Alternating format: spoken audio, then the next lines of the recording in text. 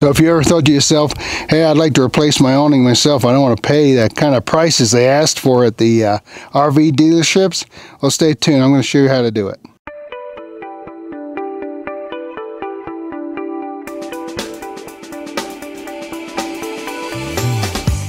Hey Campfire-RVers, how you doing today? So what we got going on is we got a very sad looking awning, and I want to show you how to switch it out. So check out this awning. As you can see, it is completely ripped off of its framing up here. Right there. And it's just been completely beat up. And I'm going to pop underneath 1 second. As you can see, sunlight coming through it, rain, just completely tore up, messed up. So before you get started on this journey, the first thing you'll want to do is you'll want to know what kind of awning you have. Now, if you may not have a broken awning, you may have a perfectly functioning awning.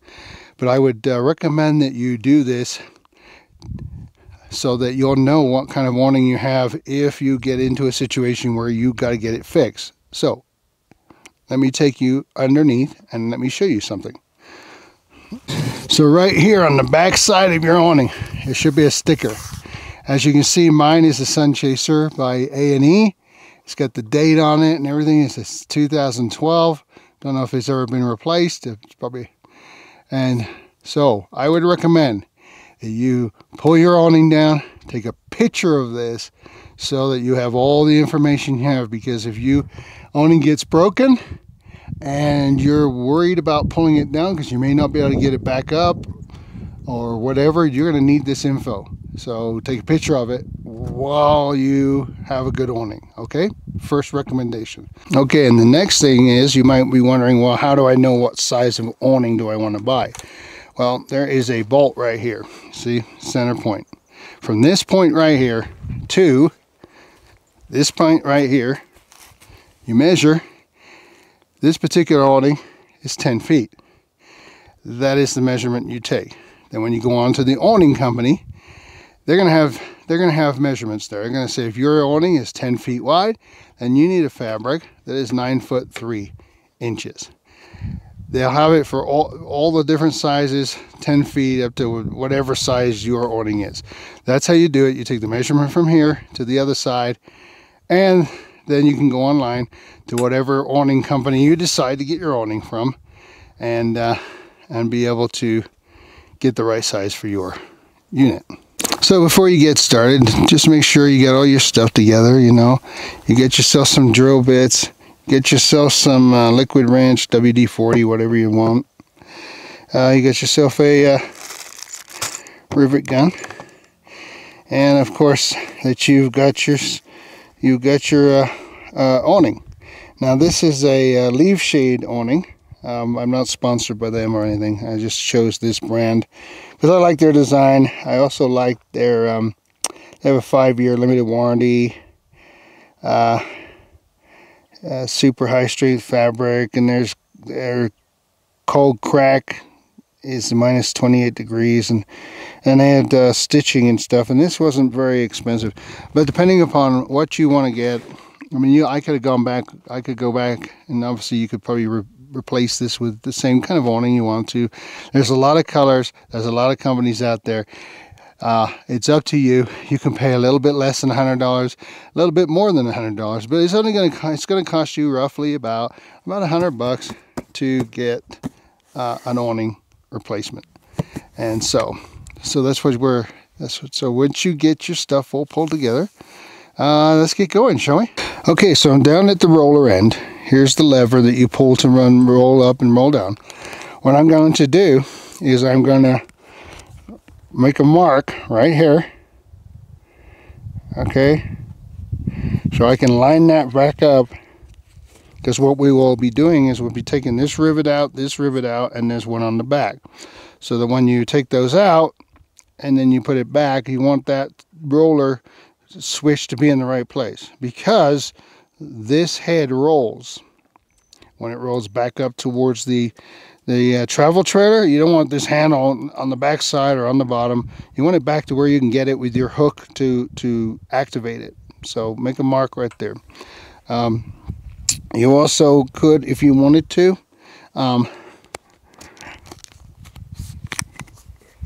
you can make a mark here if you wanted to, signifying that that's one of the channels that the awning goes into, and you can make a mark here signifying that's another channel, because the third channel is for your cord that you pull out. Okay, so there you go. Okay, so the first thing I'm going to do after I pull down the awning like this, I'm going to get a couple of sawhorses. I'm going to put one right about there, should do it. And let's see here, and I'll put one roughly about here. So get yourself a couple of sawhorses, or maybe you get some outdoor chairs that have a straight back or something that you can use. You just need something for this to rest on. Okay, so the first thing I'm going to do is I'm going to take my knife, and I am going to just go ahead and cut this right here. We don't need it anymore. We're replacing it. There she goes. That is off. So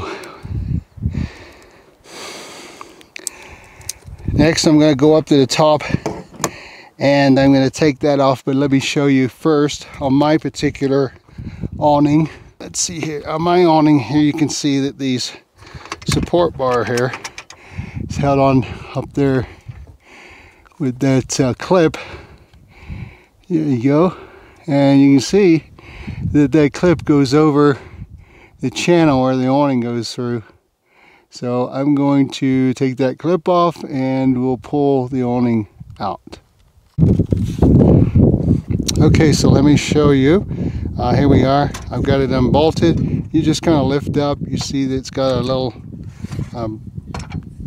hook right there. It goes into here, and you just simply go ahead and lift that out of there. Okay. Okay, so now I got the I got that out of my way, and I want to pull the awning out. But before you pull the awning out, what they always do most of the time is they put a little screw in here, and that's to help keep this awning from shifting back and forth. So there should be two of these, one down here and one down there. So we're going to get those out. Looks like about somewhere around about a 1/4 inch. But yeah, take those out. Okay, so after you've gotten those pulled off, unscrewed, just go ahead and start pulling this out to the end here. There you go.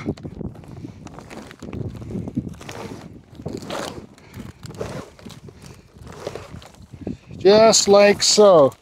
So now you have the awning off.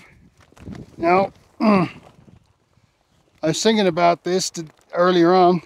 Now, a lot of this awning up here is actually not any good, but some of this down here is still pretty good. Maybe if you're kind of a person that knows how to sew or kind of handy, you might better reuse this to make some covers for the outside furniture, your grill.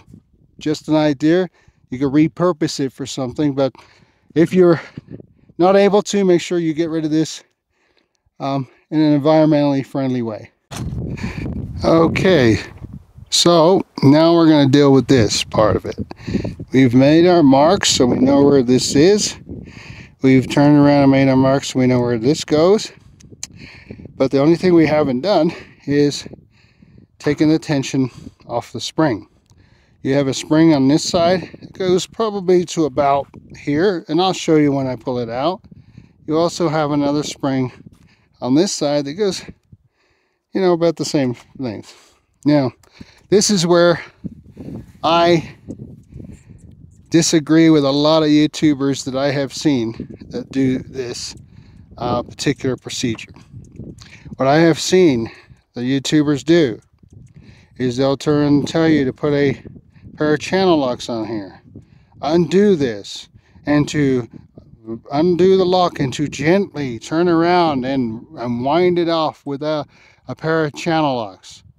The reasoning behind it, I think, is because they're concerned about how many windings this has. Well, look, if you go over to A&E and you look at their installation, if you go and look online for professional awning folks that do this, and some of them actually have YouTube videos, you will find that generally speaking, you would do about 14 turns when you put this back. There's enough to bring it down and enough to keep it tight while it's going down the road. I do not recommend, and this is just me, in my opinion, that you put a pair of channel locks on this and undo this. Springs have a lot of stored energy. If that gets away from you, I hope that the least damage is done is that the channel locks just fly away. But you put the risk of you getting severely injured by allowing this to spin with a pair of channel locks on it and breaking something. So that's just my safety message for you. You do it how you want to do it. I'm just saying I don't agree with that, the way they do it. So I'm just going to show you how I do it. And I believe that you're going to see that it's absolutely fine. And I think it's a lot safer than how a lot of those other folks do it, because I'm not worried about how many turns. Okay, just going to turn around and do this and take the tension off, and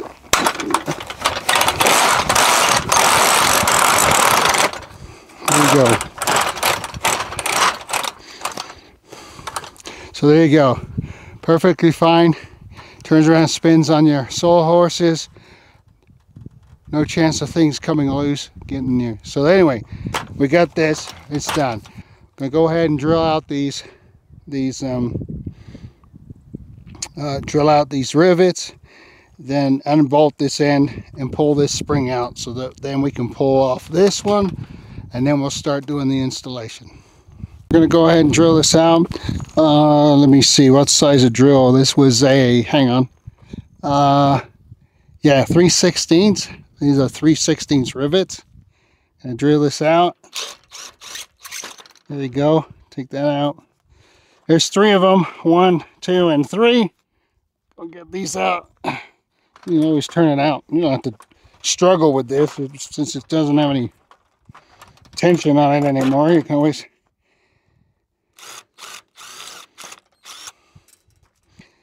So, okay, now we're going to take that bolt off on the bottom right there. I don't know, you'll have to just see what size they used on the factory. It's about 7/16 here, but just go ahead and get what you need to get. So,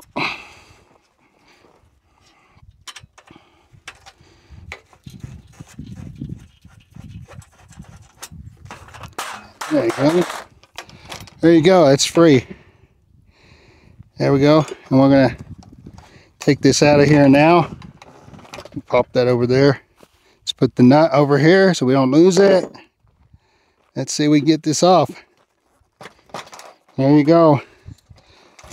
Still has some tension in it. So here you go. This is what it looks like. Like I said, a big spring. You got a mechanism in here, which is the locking mechanism. So while you've got it open, might want to go ahead and lube it up and go ahead and check it out. See if there's anything that might need to be replaced, or like I said, just simply lube it up. As you can see, it's just goes over, and then it's kind of a bump gear, just like that stops it, ratchet gear, and then the other way around, like so. So I'll clean that up, You put a little bit of grease in there, hopefully give it a little bit more longevity. So there you go.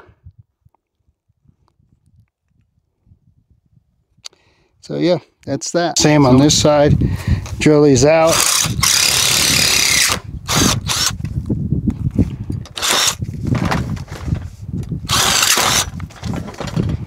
Whoa!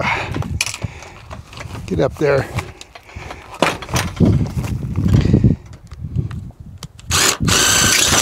There you go. And we'll be able to pull that side out as well.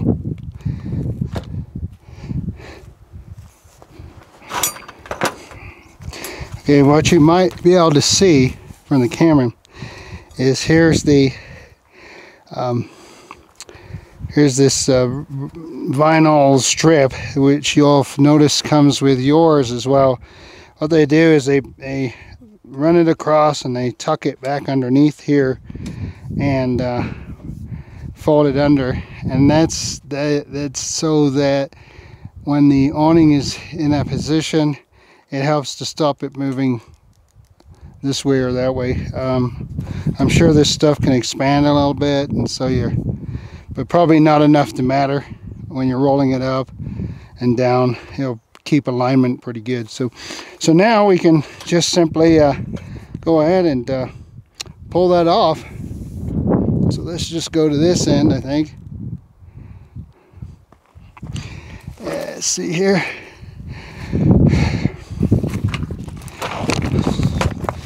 Okay, let's try to. This stuff can be kind of stiff. Oh, there goes my saw horse.